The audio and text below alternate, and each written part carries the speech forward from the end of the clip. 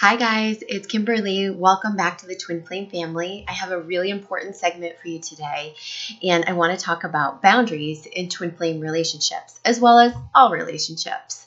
So, boundaries are an integral part of healthy relationships. And in working with many twin flames, as well as in my own situation, recognize the importance of boundaries and establishing healthy boundaries. And so many of us neglect to do so. And I really want to talk about how that plays into the twin flame dynamic. So, if we think about it, when we set healthy boundaries for ourselves, it helps us adhere to our values, okay? It helps us adhere to the level of respect that we feel for ourselves and that how we want to be treated by others. So in essence, boundaries enable us to teach others how to treat us. So in my own twin flame relationship, as well as in working with many twins in private session, I hear many of the same things over and over and over again. And where we struggle is not just in the balancing the masculine and feminine within and within our relationship, but in setting healthy boundaries. And that also plays into our masculine and feminine. And I'm going to talk about that in a minute. So when we set healthy boundaries, we are always feeling safe. We are always feeling comfortable with the other person that we're in the relationship with. We're feeling respected. We're feeling like, they know how to treat us, how we want to be treated. We feel understood and highly respected, very comfortable, very safe. And we would often feel adored and, like I said, treated perfectly how we want to be treated. When those boundaries aren't there or when the boundaries get crossed, that's when we struggle because most of us, I hate to say it, are pretty shitty boundary setters. Especially, I think, the divine feminine really struggles with this. And I'm going to talk more about what that means. So how do we set healthy boundaries? Well, there's lots of information out there, but in my truest experience, the way that you set a healthy boundary is to first discover what are your core values? What makes you feel good? And how do you want to be treated? What is in line with your morals and your values? And maybe if we just start with that, make a list of I want to be treated as if I am a queen. I am a giving person. I'd like to be given to in return. I am a loving person. I deserve to be loved in return. I do not like when people talk down to me, and I won't accept that in my life. And see, the problem with this is that most of us have been victims of that boundary crossing and also guilty of not setting the proper boundaries. So we already have these hurts and resentments that are there. So for instance, when I say I like to be treated with respect, I don't like when somebody verbally abuses me or is mean to me, and I don't like when people yell at me. But oftentimes we get into the relationship with the exact person who's going to do that. They're going to verbally abuse us and yell at us, or those things that we're fearing or not wanting at all. So how can we control that? Okay. And it's really not about controlling the other person. It's about holding our power and establishing from within first how we want to be treated. So I would start with, I would like to be talked to very nicely. I deserve to have an adult conversation. I will not put up with, what are your bottom lines? What won't you put up with? I won't put up with yelling, verbal abuse, or anything of that sort. Okay, now here's the hard part. How do we establish those boundaries? Let me tell you that once you are aware of what your sort of, threshold is, it's a threshold.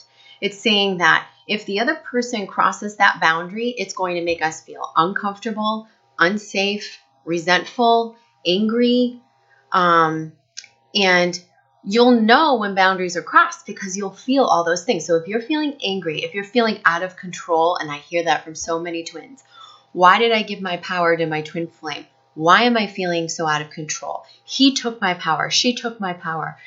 That's not true. You give your power away. And the way we give our power away is because we're not centered enough to set those proper boundaries. And most of us aren't even aware of it. So that's why I'm making this video today, to help you do that and to recognize that energetically and with clear intention, you can set the boundaries and you can stay in your power center so nothing shakes you. And a lot of times we get into these situations where our twin flame feels like we're disciplining them and we are controlling them. But that is us trying to overly assert our boundaries that we didn't set healthy barriers for in the first place. Does that make sense? So many times the divine feminine will step into this unhealthy masculine or false masculine to assert the boundary that she didn't set up in the first place. So let's take an example. So let's go back to the verbal abuse or the yelling. I don't like to be yelled at. I don't like the verbal abuse. Okay, so that's my threshold. I won't be treated that way. When someone treats me that way, I feel disrespected. It makes me feel angry, hurt. I feel uncomfortable. I feel really mistreated. Okay, so let's take a couple. Let's say the divine feminine and divine masculine. The masculine yells or verbally abuses the feminine who has neglected to set up the boundary, okay? Now, or perhaps she set up the boundary, but he's crossing it, okay? So there's always reasons why someone crosses that, and it's usually because there's like a wobble or doubt or not complete energetic alignment when we set up the boundary. So let's say the masculine yells, verbally abuses, whatnot. Typically, the feminine is going to slip into false masculine, and she's going to yell, threaten, how you can't do that to me, don't you yell at me, don't you do that, I won't take it, I won't stand for it. And oftentimes there could be a temper fit, a screaming match, an argument, rather than her staying in her feminine, holding her power and standing her ground and reestablishing that boundary. She tends to step into her false masculine to try to assert the boundary. But guess what? It doesn't work, because then you're like trying to discipline. You're trying to control somebody who was never taught how to treat you in the first place. Does that make sense? And so we need to start from square one. And if you say, well, oh my gosh, I haven't set any healthy boundaries and I'm going to have to backtrack now. But that's okay. Most of us, have to work on reestablishing the boundaries in our current relationship. So the first thing we must do is define what that means, how we want to be treated. What is that threshold, and what happens when it gets crossed? And what are all of the things that would make us feel disrespected? Or look back at past experiences. How have we felt disrespected in this relationship? How have we felt like we weren't valued, or that we were treated not in line with our values, and then we blame the other person? How can we set that up in a healthy way for ourselves? So once you have that established and clarified, it is your duty to tell the other person, to be direct about this. It doesn't mean that you have to threaten, and you shouldn't be threatening, because again, threatening is the overly aggressive, false masculine way of trying to discipline somebody who doesn't know how to treat you in the first place because you didn't teach them. So first, we must take responsibility for setting these boundaries. 2, we must know what our values are, how we want to be treated. And then 3, we must be direct in expressing that. Express how you'd like to be treated. And then once you express it, here's the tough part. Your energy behind those words has to line up with it. There has to be 100% conviction. So if I'm going to say to my twin flame, listen, I cannot deal with the verbal abuse. It is not how I want to be treated. And from here forward, I won't put up with it. When you begin to talk to me as such or yell at me as such, I will walk away, and you can come and find me when you're ready to talk nicely and establish respect. And I'm just letting you know that now. So you know how I feel, and that I'm not going to put up with it moving forward. This is something that I need to do for myself, because when you yell at me, it makes me feel yucky, disrespected, and horrible, and I will no longer put up with it. I will no longer put up with it. That's not saying to the other person, if you do this again, I'm going to, that's not a threat. That's saying, I won't participate. I won't participate in it any longer. Boom, you stand your ground. You put the energy behind it, okay? That commitment of energy has to be there.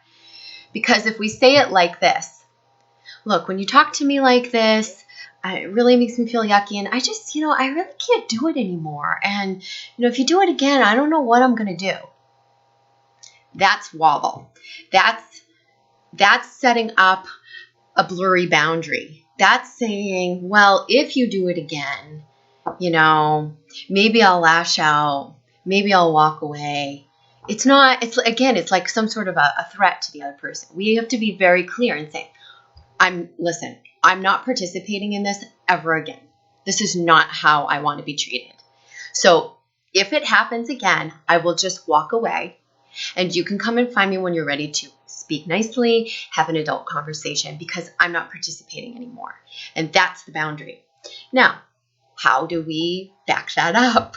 That's the second most important piece of this. Not just energetically standing our ground behind our words, but then showing the person how to treat us.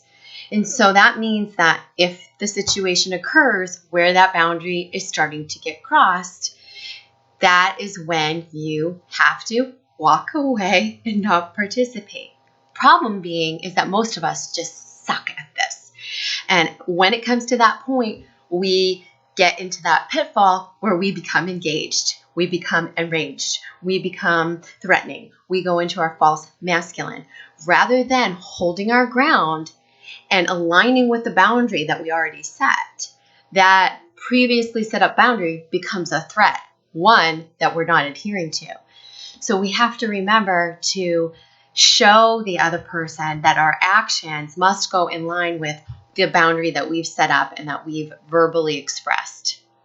So we must take responsibility for setting the boundary. We must be aware of what our boundaries are. Where are our values? Where is our threshold, and what will we accept and what won't we accept, and what makes us feel good? Because when we're not feeling good, usually boundaries have been crossed. So once we've got that all established, then we express directly what that boundary is, so that the other person understands it, you've communicated it, and the two most important pieces are you're energetically committed to it. It's like imagine an actor delivering their lines. If you watch sometimes bad actors on TV or in movies, you feel like you don't really believe them. They're not completely committed to the role. And it's the same thing when we set boundaries. We must be 1,000% committed to what we are saying. Energetically, we must stand behind it, or else the other person is not going to believe us. They're not going to take us seriously, and it will come across as a sort of threat, okay? And then we will continue having to threaten and discipline and try to control someone that we cannot control. And that just always backfires. So we must energetically stand behind it, and then we must show the other person how we want to be treated. That means acting in line with that boundary that we set up. Okay? Let me give you another example. So I hear a lot from twin flames about the like when the masculine isn't really looking for a commitment, and it makes the feminine feel really out of her power when he kind of reaches out and does the dance of, oh, hey, are you there? Oh, I just want to touch you. Okay, all right, boom, and then says peekaboo, or it goes in and out. And the feminine's like, what the heck? Like, why does he keep doing this to me? And I feel like he's playing games with me, and this makes me feel so shitty. And why isn't he just, forthright? And why can't he come forward? But I will tell you that in that same scenario, you're allowing the person to do that to you. And so this isn't about threatening. This isn't about saying, it's not about saying, hey, you can't come in and out of my life like this because if you do that again, I'm not, that's a threat. But instead we have to show them. That means if they're coming in and out and it's not making us feel comfortable and there's not the level of commitment we want, we speak our truth. We say, listen, I'd love to have this conversation with you, but I really, want us to be in a more committed space before we have the communication. And say, until then, please respect the silence. And when that person texts or calls or does the back and forth peekaboo thing, you just don't answer. And, it's not an ego game. It's like a showing the person, like, I just let you know my boundary is I'm not going to speak with you until we're committed so that we don't do this back and forth thing. Then I'm going to back it up and not respond and not play into the game. Or maybe you just respond and say, okay, I'm not going to play into this game. I just want to, talk, when we're there, when we're more committed. And the more you keep it authentic and the more you keep it in line with your intentions and your values and your boundaries, the other person will follow suit. They'll become more authentic. They'll stop playing games. They'll start to respect your boundaries because you won't let them cross the boundaries anymore. It's when we go back in and allow ourselves to be mistreated, that's when we hate the other person, but really we only have ourselves to hate. But we don't want you to hate yourself. So we want you to turn up the volume on self-love and self-respect and notice that is a huge part of this. Huge. Recognizing your value. So we can't even begin to make the list of how we want to be treated until we 100% believe in how we should be treated. And so if we come from backgrounds of abuse or whether that's parental abuse or from previous relationships where our self-worth is, dimmed down, that is something that we need to work on before we're going to be able to establish the healthy boundaries. Because if we're not really in belief of what we deserve 100%, again, there won't be that conviction behind what we're asking for. And we must do that. So remember to self-care, self-love, and to really recognize your self-worth. I told an example in a session this week, kind of a funny little story, but I go through the self-checkout at the grocery store often. And, your groceries have to go down the belt afterwards and they sort of pile up at the bottom. You pay, you're doing it all yourself, and you get to the end, you have to pack up your groceries. Well, oftentimes by the time you get to the end and you've paid, a new customer comes up behind you. So it's up to them to recognize, like, okay, she's not done yet. I'm not going to put my groceries on the conveyor belt until she's finished. But every once in a while, I get that person who just starts. They're not even thinking about what I'm doing, and they're thinking about themselves, or they're in another world, and they start swiping their groceries through the scanner.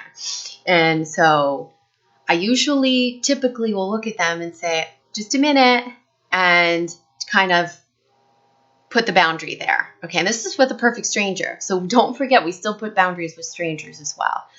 And I say, just a minute, I'll be out of your way in just a moment, like, hold on. And so last week this happened, and I didn't do that. I didn't say just a minute or hold on a minute, I'll be out of your way in just a moment. I instead said, oh, I'm sorry. And I hurried to get my stuff together, right? And I let go of that boundary and I succumbed to the other person. And that person never looked up, never said thank you, never said sorry, nothing. And when I turned and grabbed my things and walked out of the line, the woman who worked at the grocery store came up to me and she said, why are you sorry? That person is the rude or ignorant one. And she said, why are you sorry? And I looked at her, I said, I guess I'm just too nice. And she said, don't be. And I think, when we feel like we're being submissive or too nice or too much of a doormat or getting walked over, it's up. See, I should have said, and usually I do, oops, my lamp just fell, my lighting. hold on a minute. Hold on a second. And I usually set that boundary. So anyhow, I wanted to share that with you because there's a lot in that little grocery store story. Even though it's a perfect stranger, I usually line up the intention as well when I say that. Now, if I had said to a perfect stranger, could you hold on for a second? I'll be doing it in just a moment. With that uncertainty or that wobble, they probably wouldn't respect me. But when I say, hold on a second and I'll be done in just a minute, it's like I'm letting them know you have to wait. And it's the same thing in our relationships. It's like when we scurry around someone, or when we bow down to them, or when we allow them to cross our boundaries, it's going to make us feel out of our power, submissive, doormat, disrespected, all these things, when we need to be assertive, but not overly assertive. We need to be clear, but not be threatening. We need to speak our truth, but not be in our ego. So there's where the hard part in all of this comes. And I think if any of you want to work through this one-on-one with me, like how can you specifically establish healthier boundaries, I'd love to do that with you in a private session. We can combine it in a reading. Because most of us, all of us, need to work on this area. And it really does help the masculine and feminine energies balance. Because usually when we're trying to overly assert a boundary, we go into a false masculine state, a very ego-driven, aggressive, overly aggressive, threatening type of a state. And we don't want to be in that. We want to just hold our power from a very strong and centered place. And we can do that by setting healthy boundaries. So I hope this has helped, and I look forward to connecting with you all soon. Check out the website on www.thetwinflamefamily.com, and you can schedule a session and participate in any of our upcoming workshops or classes just by clicking schedule a session in either private services or group. And talk to you soon. Thanks. Bye.